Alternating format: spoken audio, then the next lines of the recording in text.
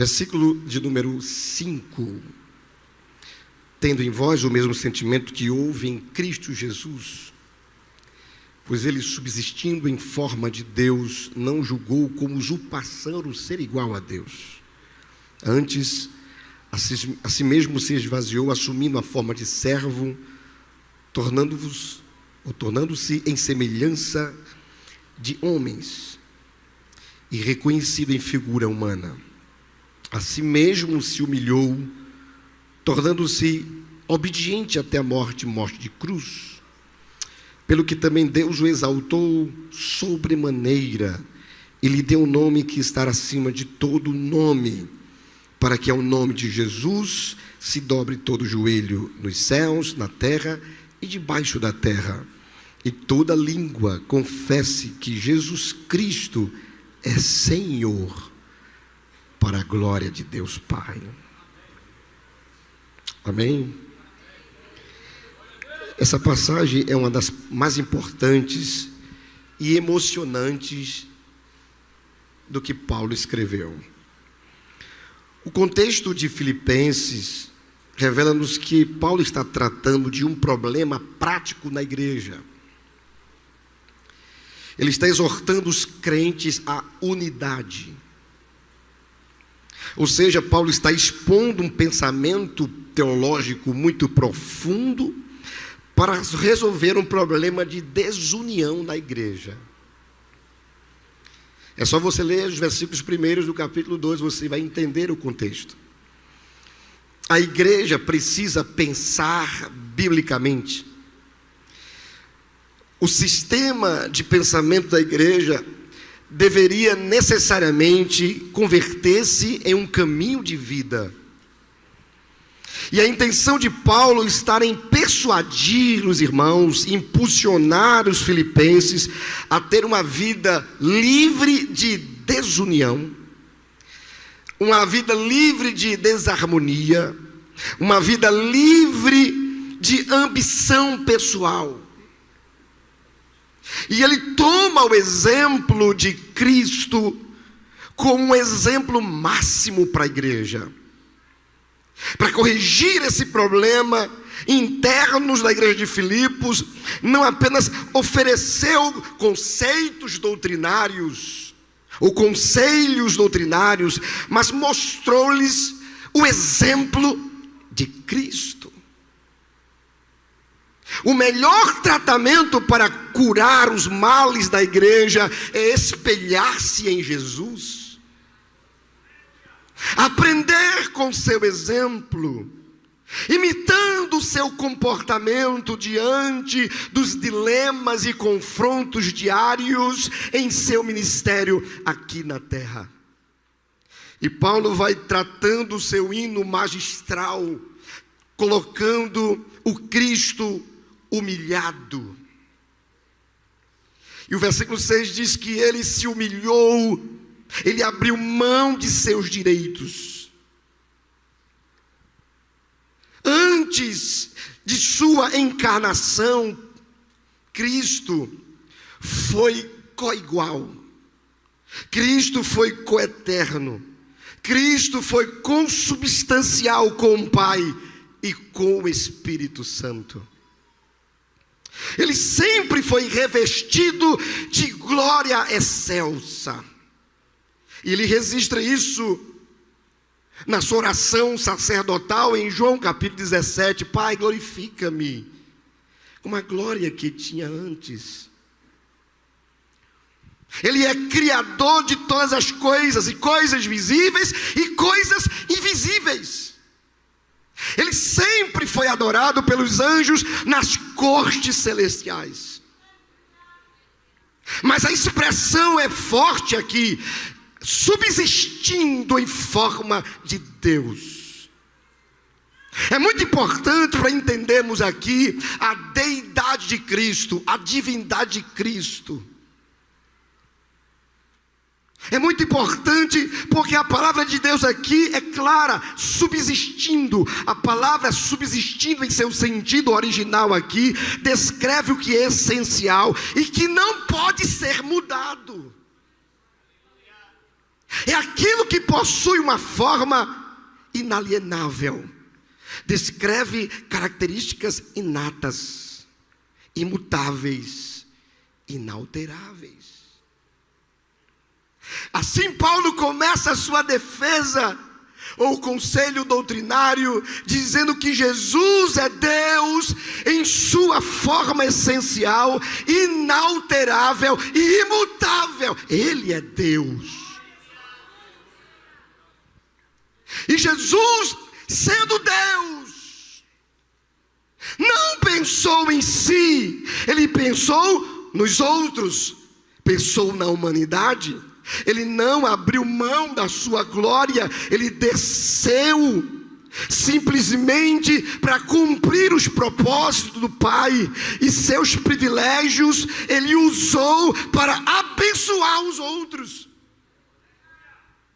Vale a pena aqui fazer um contraste entre Cristo e Lúcifer. Há uma inferência em Isaías capítulo 14, também em Ezequiel 28, que Lúcifer foi um dos seres mais elevados em corte angelical, assistia junto ao trono de Deus, mas desejou ser igual a Deus e sentar-se no trono de Deus. Lúcifer declarou: eu subirei, eu farei. Mas Jesus disse assim: faça-se a sua vontade. Lúcifer não se contentou em ser criatura, queria ser Deus. Jesus é Criador e voluntariamente se fez homem. A humildade de Jesus é uma reprovação ao orgulho de Satanás. Lúcifer não se contentou em ser rebelde, mas invadiu o Éden, inoculou o veneno do orgulho no coração de nossos primeiros pais. E Satanás lhes disse lá no Gênesis: vocês serão igual a Deus. O homem então tenta agarrar algo que estava além do seu alcance, e assim precipitou toda a raça humana no pecado e na morte. Adão pensou unicamente em si, mas já Jesus pensou em nós. Adão foi criado à imagem de Deus, e tentou arrebatar para si uma falsa e ilusória igualdade com Deus e Cristo, com seu senhorio universal, mediante renúncia. Enquanto Adão pensou em si, em ser Senhor, em ser Deus, roubando algo que não lhe pertencia, Cristo encarnado aqui enfatiza uma grande lição para nós, a lição de humildade como fator preponderante de união na igreja. Cristo se humilhou e nós devemos fazê-lo também. Paulo está dizendo aqui que Jesus é um exemplo de descer e se humilhar. Amém, irmãos? Amém, irmãos?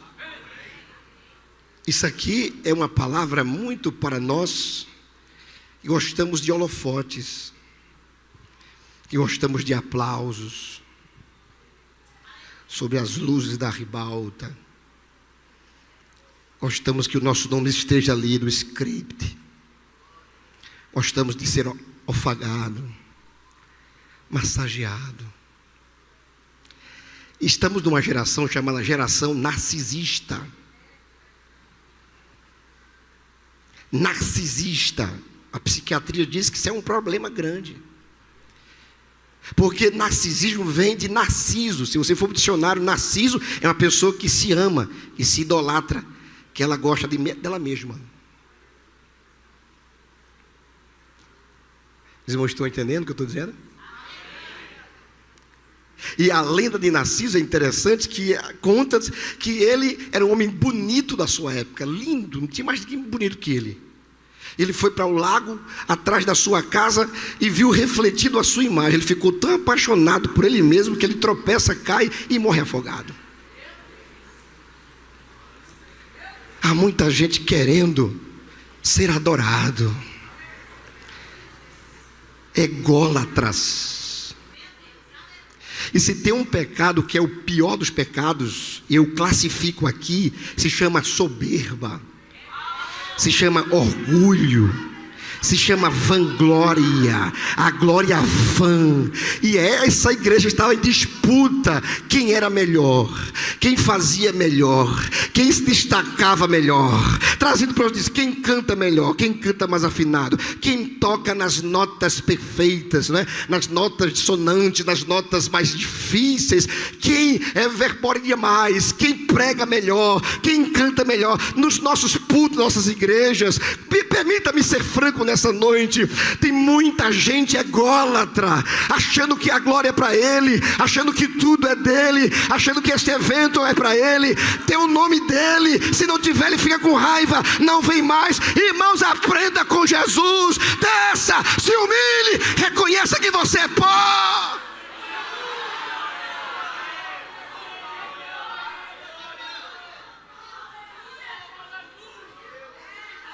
Paulo está dando um golpe mortal através do exemplo de Cristo no orgulho da igreja e de alguns irmãos.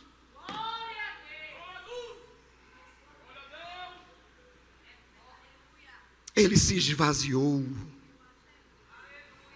O Filho de Deus, irmãos, desceu do céu, desceu da glória, desceu do seu trono, se fez carne, se fez homem. Um dos maiores mistérios da Bíblia é a encarnação. É um mistério muito profundo, um Deus infinito, que o universo não cabe ele. Irmãos, a ciência diz que o universo é infinito, é conversa fiada. O universo tem fim, esse vasto universo tem fim. Sabe quem não tem fim? É Deus, é Cristo. Ele é que é infinito, porque o universo é criatura e ele é criador.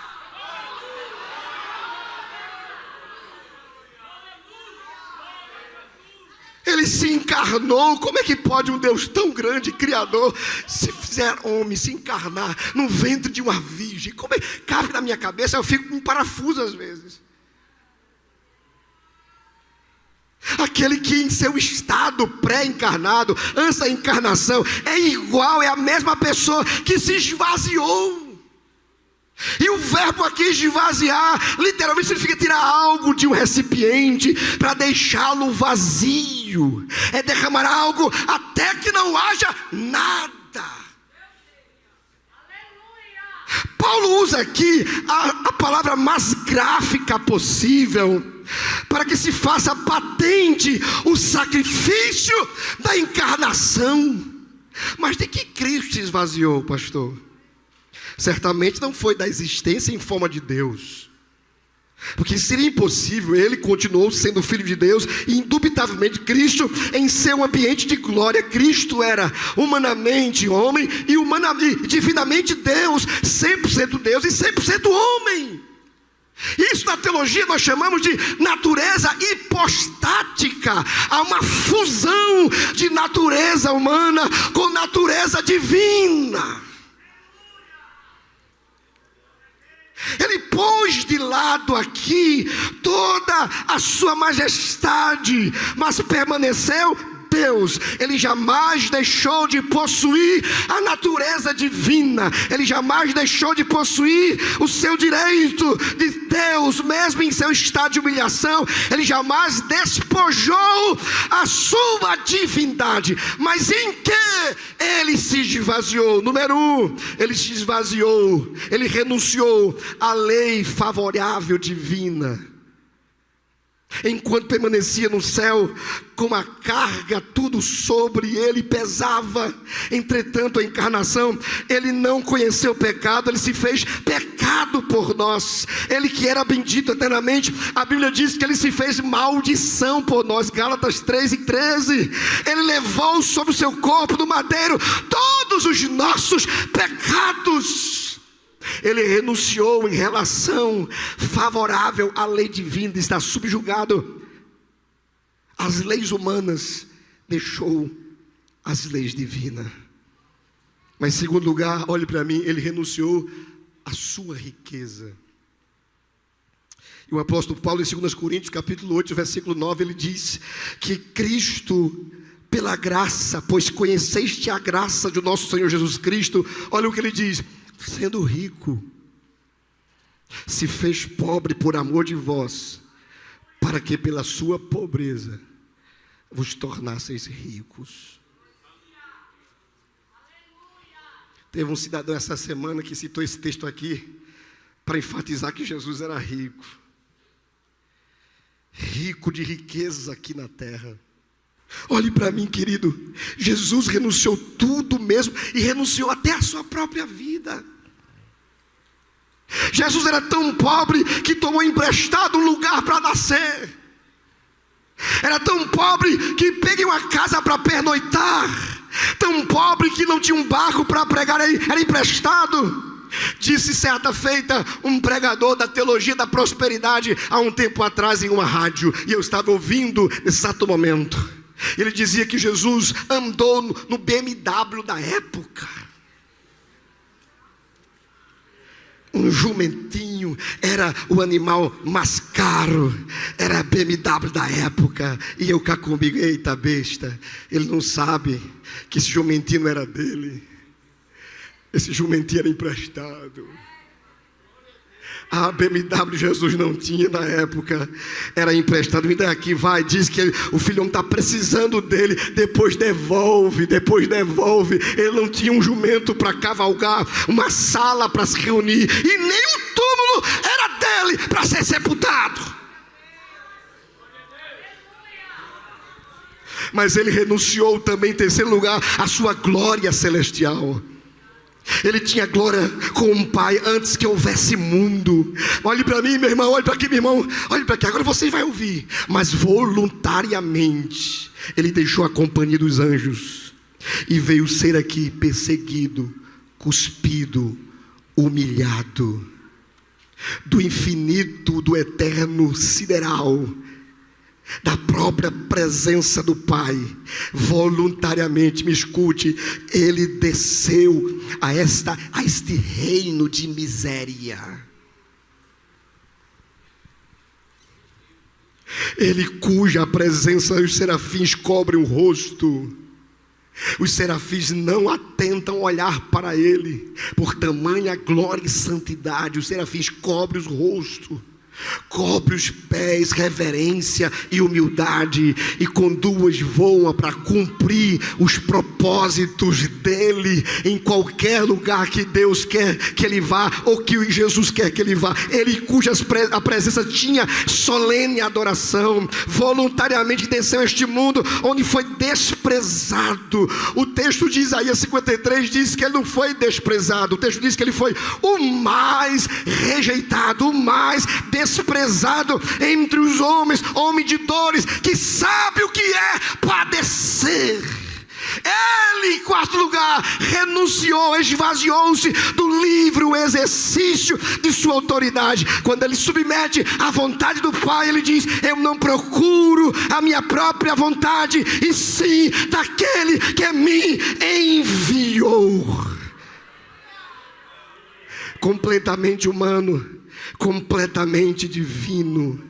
Antes de Jesus vir ao mundo, as pessoas só podiam conhecê-lo, Deus, pessoalmente. Mas depois, quando Jesus veio a este mundo, puderam conhecer um pouco pessoalmente Deus, porque ele se tornou visível. Jesus, através da imagem que refletiu o Pai refletindo o Filho, se tornou tangível. Cristo é a expressão exata do ser de Deus. Ele é a exegese de Deus. Como homem, Jesus estava limitado ao tempo e ao lugar, mas como Deus, ele saía, ele voltava, ele dominava, ele agia, ele curava, ele sabia de tudo. Como homem, ele estava cansado no barco, mas como Deus, ele acorda para mandar o vento se acalmar e as águas baixarem. Aleluia!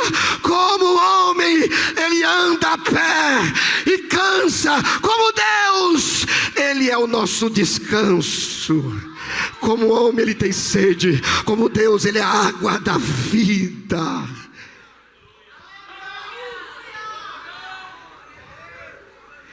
Versículo 8 do capítulo 2, ele diz que ele se sacrificou. Olhe para o texto comigo. E a si mesmo se humilhou, tornando-se o quê? O quê? Já fechou a Bíblia? Não é possível. Versículo 8, todos nós, diz o quê?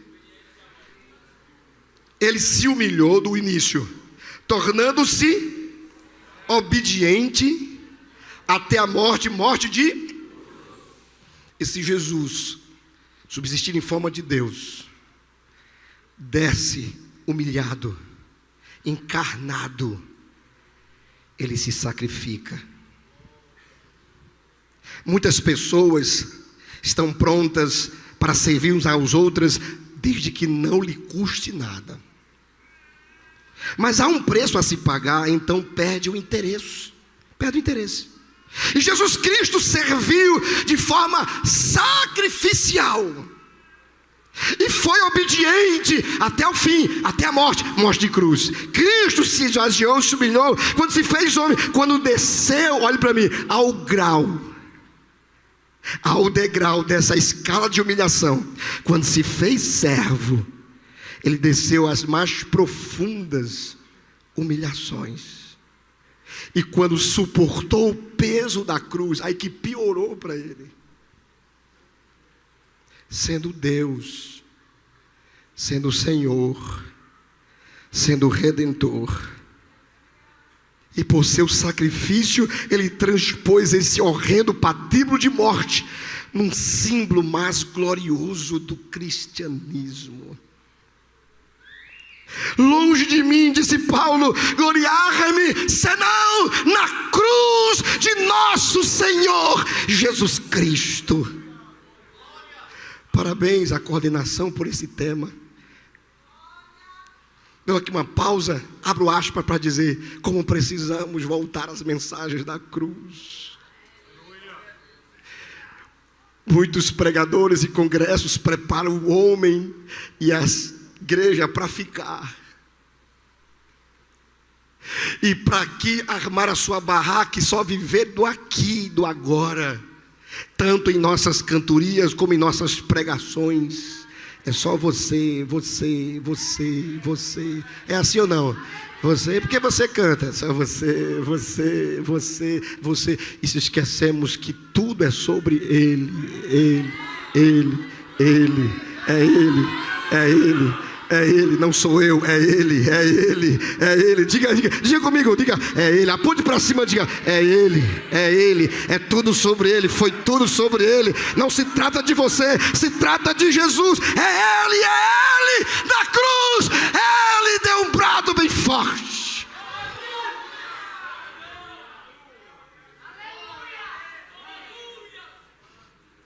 Dois quintos do Evangelho de Mateus são dedicados às últimas semanas de Jesus. Mas 3/5 do Evangelho de Marcos e um texto do Evangelho de Lucas e quase metade do Evangelho de João são da mesma ênfase. Tudo é tratado sobre a crucificação de Jesus, a hora mais vital, quando ele veio ao mundo em seu ministério e exercício, mas teve o seu ponto culminante na cruz do Calvário. O mesmo autor, João, diz que Cristo morreu para remover os nossos pecados e satisfazer a justiça divina e revelar o amor do Pai para você, para nós, para a igreja, para a humanidade. Deus revelou o seu amor em Cristo Jesus na cruz. Onde estão os crentes que ainda glorificam Jesus da cruz? A morte de cruz, ela tinha características terríveis. E uma delas é que a cruz, ela era dolorosíssima. Era uma pena de morte aplicada apenas a escravos e delinquentes, a imprestáveis. Havia um adágio que dizia que uma pessoa que era crucificada morria 1000 mortes. Muitas vezes o crucificado passava dias ou 2 dias no máximo, chorando, agonizando, com câimbras, asfixias e dores atrozes. Mas a cruz também, ela era maldita. A pessoa que era pendurada na cruz era considerada maldita. Assim, enquanto Jesus estava pendurado na cruz, lá embaixo Satanás com suas hostes ainda estava querendo que Jesus descesse da cruz. Desce da cruz, irmãos. O diabo não queria que Jesus fosse para a cruz.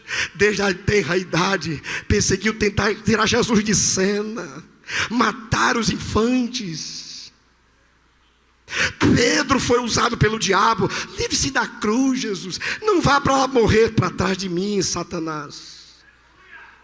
Lá na cruz, pendurado entre o céu e a terra, fazendo a mediação entre dois ladrões. Nem estava tocando na terra, nem estava nas céus alturas. Estava na mediação, estava no ponto central, lá. E embaixo dizia: desce da cruz. Oh, glória. Se fazendo maldito. Cruz é símbolo de maldição. E dentro prorrompia um grito no coração de Jesus. Em das 7 expressões que Jesus disse na cruz: a que me deixa estarrecido, é na linguagem aramaico: Elohim, Elohim, lama sabachthani. Deus meu, por que me desamparastes? Mas nós não devemos olhar para a cruz, para a morte de Cristo, apenas de perspectiva de sofrimento. A grande questão é: e por que Ele morreu? Cristo não foi para a cruz porque Judas o traiu. Cristo não foi para a cruz porque os sacerdotes o entregaram por inveja, ou porque Pilatos o sentenciou covardemente. Quem levou Jesus à cruz foi Deus.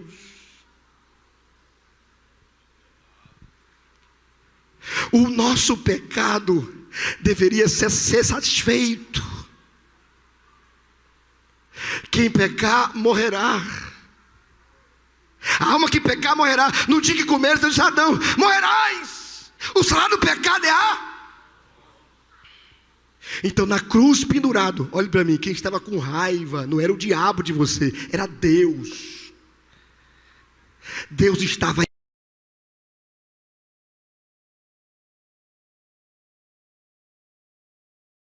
expulsar os nossos primeiros pais. Não foram 10 pecados, foram um pecado para Deus fechar o jardim. Deus abomina o pecado. É contrário à natureza santa de Deus. Salmo 7, verso 11 diz que Deus todos os dias se ira. Deus tem ira, tem aversão ao pecado. A humanidade pecou, mas quem está lá no lugar da humanidade, em lugar de você, no seu lugar, quem está lá no seu lugar? Quem? De morte vicária, substitutiva. Quem? Pergunte ao seu irmão: quem está lá? Quem está lá? Quem está lá? Quem está lá? A ira de Deus é um atributo que precisa ser ministrado e pregado em nossos púlpitos. A soberania de Deus, a santidade de Deus. Então a ira de Deus era um míssil teleguiado. Deus estava irado e ia descarregar toda a sua ira. E descarrega em quem? Em quem? Em Cristo, no seu Filho. A ira de Deus vem com toda a força no Filho. E lá na cruz é tão forte isso. Jesus carregando todas as mazelas, todas as desgraças, tudo que não presta, todo o pecado vil, todo o pecado horrendo, todas as misérias da humanidade. Jesus absorvendo tudo isso. E Deus vira as costas para o seu filho. E o seu filho grita: Pai, por que me desamparastes? E Deus não suporta pecado. Deus vira as costas para o seu filho por sua causa.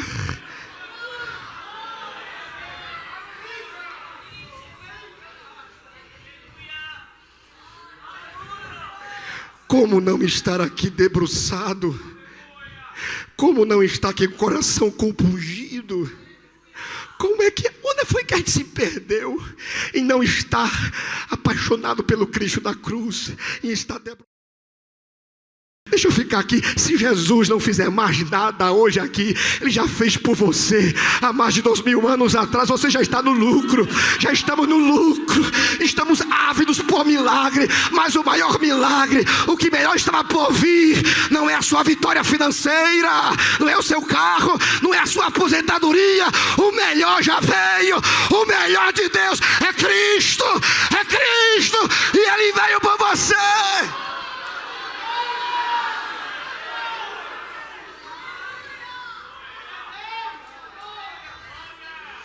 A cruz era ultrajante. A pessoa condenada era açoitada, ultrajada, cuspida, e depois tinha que carregar aquele leio madeiro de cruz como escárnio de uma multidão até a execução. Foram 700 metros.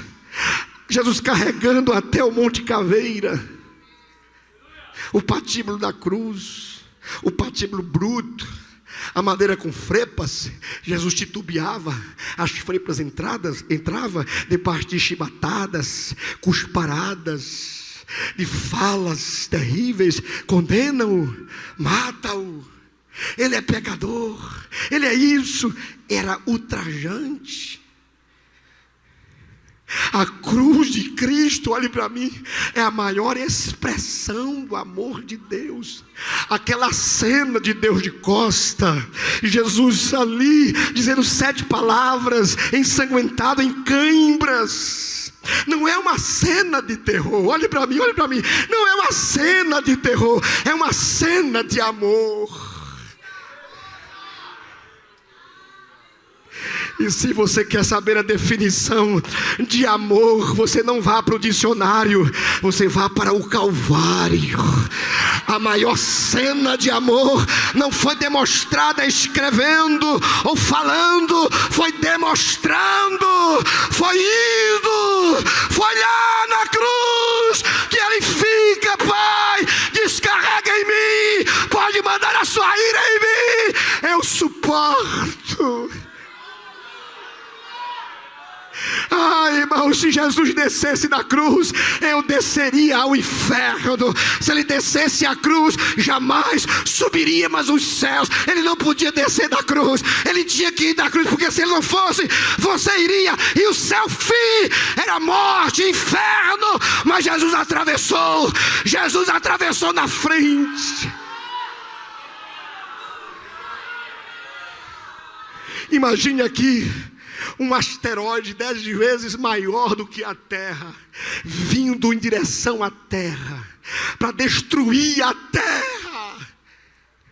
Ele veio com força, com uma velocidade de luz, mas de repente tem um muro de contenção 10 vezes maior do que o asteroide na frente da Terra, fazendo uma parede. E o asteroide colide com este muro. Há um estilhaço para todos os lados. A terra não é atingida, mas o muro fica despedaçado. Esse muro é Cristo. O asteroide é a ira de Deus. Vocês estão vendo que a natureza está gritando. Todos os sinais para o arrebatamento já se cumpriram. Para o arrebatamento não há mais sinais. Há sinais para a vinda em glória, mas para o arrebatamento não há mais sinais. O torpedo, o míssil, o asteroide bateu em Jesus no Calvário. A terra foi salva, mas deixou Jesus esfacelado, absorvendo todas as minhas mazelas. Como é que você não se sensibiliza com isso? Você achou que ia dizer o quê? E pregar o quê nessa noite com um tema tão propício? Kadash, Dareba.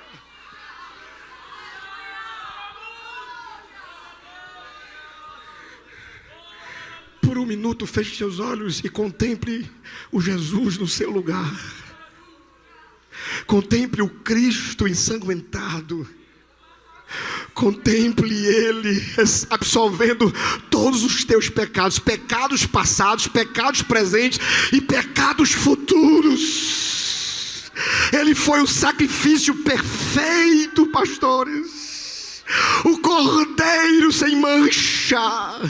Aquela pergunta que Isaac fez lá atrás ao seu pai: pai, aqui está o cutelo, pai, aqui está tudo preparado, mas o cordeiro, aonde está? Essa pergunta, anos depois, foi respondida por João Batista, que disse: eis o cordeiro de Deus, eis o cordeiro de Deus, que tira o pecado do mundo. Levante sua voz, levante sua voz em agradecimento, levante a sua voz. Quantos amam a Jesus, o que Ele fez? Levante a sua voz, dê um brado de glória.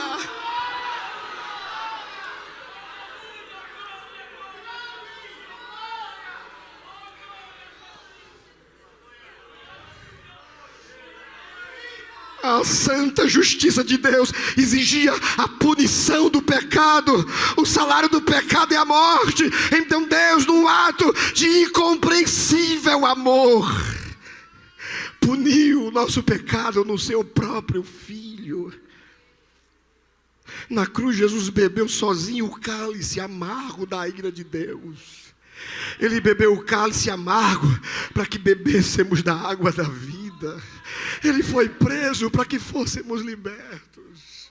Ele morreu para que tivéssemos vida e vida com abundância. Você entende o que eu estou dizendo nessa noite? Mesmo sabendo que os seus discípulos abandonariam vergonhosamente em poucas horas depois, deixando na mão de pecadores, mesmo sabendo que Judas trairia, mesmo que Pedro negaria e que outros se dispersariam, Jesus continuou amando os céus até o fim. Jesus amou-nos ao ponto de deixar a glória, amou-nos te fazendo carne, e este amor é um amor eterno, é um amor abnegado, é um amor que não tem fim, e esse amor eterno, infinito, nenhum pregador jamais pôde pregar completamente este amor, nenhum escritor jamais pôde escrever completamente este amor, nenhum poeta jamais conseguiu descrever este amor. Se todos os mares fossem tinta, e se todas as nuvens fossem papel, se todas as aves fossem pena, e se todos os homens fossem escrivão, nem mesmo assim descreveria este amor que Ele tem por você, que Ele tem por nós. E é um amor tão grande que o principal dos pecadores nessa noite pode vir a Ele sem medo. Ele não te rejeita pelas tuas falhas. Este amor não te lança fora. Este amor não lança fora por causa dos teus fracassos. Ele jamais te rejeita por causa das tuas fraquezas. Aquele que Ele ama desde o princípio, ama até o fim. Aquele que já vem a Ele, Ele jamais o lança fora. E esse amor, olhe para mim, que Ele tem por você, não muda com o tempo, não muda com o clima, não muda com a cor da tua pele, com a cor dos teus olhos, com a cor do teu cabelo. Não muda, não muda. O mesmo amor da primavera é o amor do verão, é o amor do outono, é o amor do inverno. O mesmo amor da juventude é o amor da velhice. Nenhuma adversidade, nenhuma prova pode nos afastar do amor de Jesus. Nenhuma condenação e nenhuma separação. Paulo diz aos Romanos capítulo 8, versículo 1, nenhuma condenação. No final ele diz: não tem morte, não tem vida, principado, nem porvir, nem qualquer outra criatura, principados ou potestade, pode nos separar do amor que está em Cristo Jesus. E nenhuma condenação e nenhuma separação. Quantos aqui estão unidos ao amor de Jesus? Deus ama você. E eu queria que você citasse João 3,16 comigo, por gentileza. O maior versículo para mim nas Escrituras é João 3,16. Não é porque ele é extenso, mas porque tudo nele é grande. Vamos lá, 1, 2, 3. Porque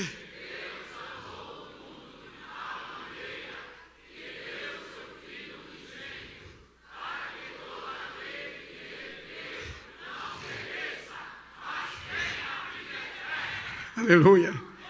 Porque a maior explicação, Deus o maior ser, amor o maior sentimento demonstrado, o mundo o maior quadro, de tal maneira a maior intensidade, que deu a maior dádiva, o seu Filho unigênito, o maior Salvador, para quem crê, o maior propósito, todo aquele que crer, maior condição, não pereça, o maior livramento, mas tenha a maior possessão, a vida eterna, a maior promessa. Levante sua voz aqui. Levante sua voz aqui nessa noite. Abra seus olhos. Olhe para cima. Você é amado do Pai.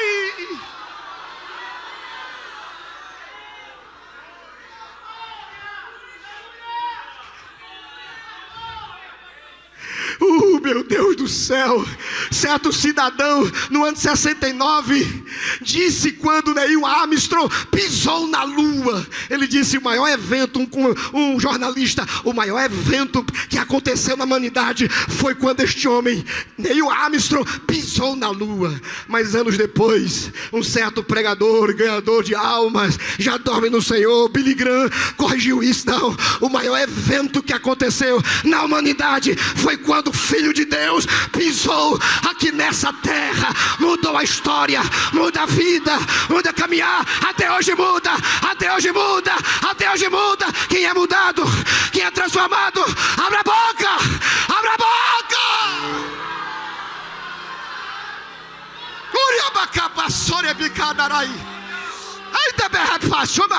Meus pés estão pegando fogo.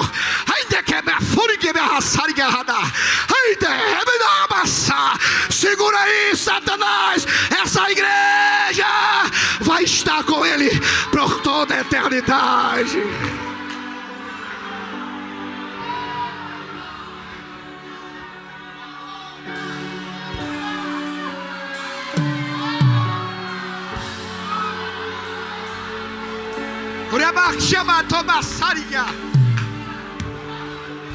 Segura. Deixa eu ir para a conclusão. Não ficou na cruz. Não ficou na cruz. O texto diz que Deus, pelo que Deus, eu gosto dessa expressão, pelo que Deus o exaltou.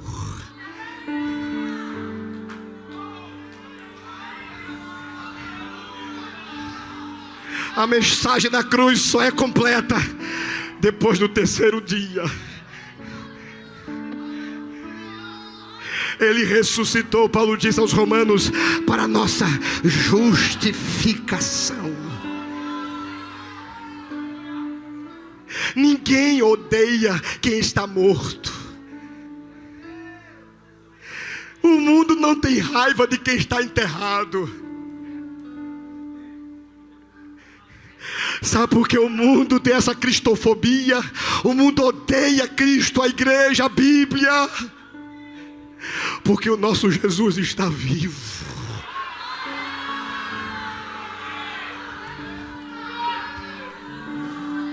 E foi obra de Deus e de Cristo. Deus não deixou Cristo na sepultura, mas levantou, elevou as alturas e o glorificou. Não adoramos um Jesus que estava vivo e morreu. Adoramos um Jesus que passou um feriadozinho pequeno. Um feriadozinho, 3 dias só. Adoramos um Jesus que estava morto e reviveu. Se eu fosse ver sujo você, eu dava um glória, rasgava essa garganta, porque Ele está vivo. Vivo, vivo.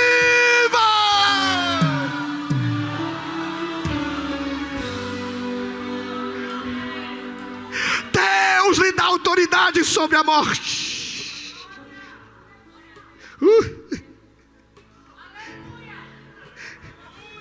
Certa vez eu li uma historinha, achei engraçado. Um grande duelo aconteceu. Uma vez, Conta-se que alguém disse: eu sou forte. Ouvindo isto, o ferro disse: eu sou mais forte que você. E houve um duelo, e a pedra se derreteu e tornou pó. O ferro disse: eu sou forte. O fogo ouvindo disse: eu vou duelar com você.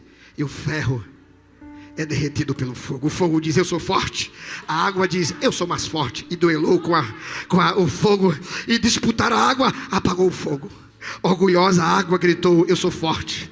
E a nuvem ouviu isso, transformou-se em vapor e levou para os ares. A nuvem disse: eu sou forte. Veio o vento e soprou e levou a nuvem para fora. O fogo disse: eu sou forte. A montanha disse: eu vou duelar com você. E segurou o vento. A montanha disse: eu sou forte. Veio o homem e disse: eu vou duelar com você. Através das máquinas, dos tratores, quebrou as montanhas. O homem disse: eu sou o ser mais forte. A morte disse: eu vou duelar com você.